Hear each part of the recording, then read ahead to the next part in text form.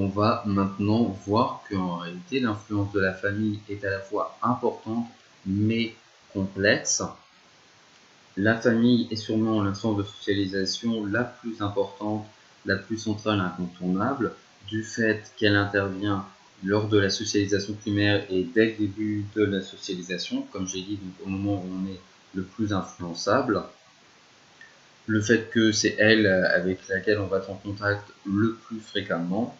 et aussi du fait de la force des liens familiaux.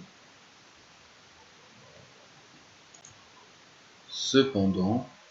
la socialisation familiale peut se caractériser par une certaine diversité des comportements transmis. Si on considère la famille comme un tout, en réalité, elle est constituée de différentes personnes qui peuvent transmettre des comportements différents et de façon un peu plus large au sein d'un même milieu social. Si on observe des similarités et des grandes tendances qui correspondent à des généralités statistiques, il y a des différences entre toutes les familles, notamment liées à la configuration familiale. Un certain nombre d'éléments dans la configuration familiale peuvent influencer la socialisation. On peut évoquer par exemple la question du nombre de frères et sœurs, donc les différences entre des familles nombreuses ou à l'inverse des familles où il y a un enfant unique, la place dans la fratrie, est-ce que vous êtes l'aîné ou le benjamin, ou plutôt au milieu, la situation conjugale des parents, ce qui va permettre par exemple de distinguer les familles divorcées, les familles traditionnelles, les familles recomposées, les familles monoparentales, des différents éléments qui vont avoir une conséquence sur la socialisation. Globalement, ces différents éléments vont avoir un lien sur la socialisation à travers la question de qui est en contact avec les enfants. Donc là, ça va être la question notamment du coup, si les enfants sont en contact avec de nombreuses personnes au sein du milieu familial, si par exemple leurs grands-parents s'occupent régulièrement d'eux et que ce n'est pas juste des visites ponctuelles lors des vacances, nécessairement, les grands-parents pourront exercer une influence plus grande sur les enfants. Et de façon générale, plus les enfants sont en contact avec des personnes différentes au sein de la famille, plus ils sont donc soumis à des influences différentes qui vont avoir un impact sur leur socialisation et la construction de la personnalité.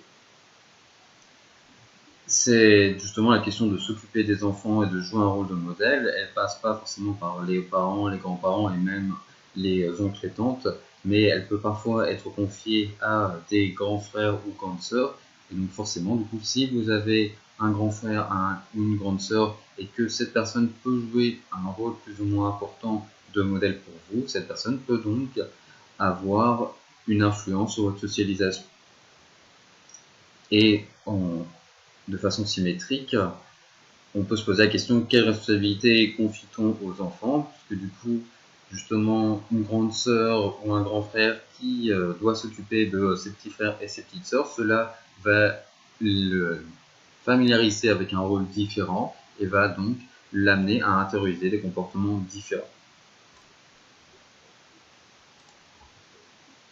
De façon générale, la diversité des configurations familiales et justement le lien avec ces différentes configurations et la socialisation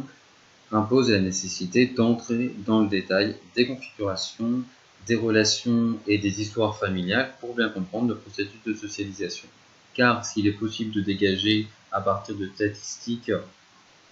des généralités selon notamment le milieu social ou le genre, pour comprendre de façon plus précise une histoire personnelle, il est nécessaire de s'intéresser à quelle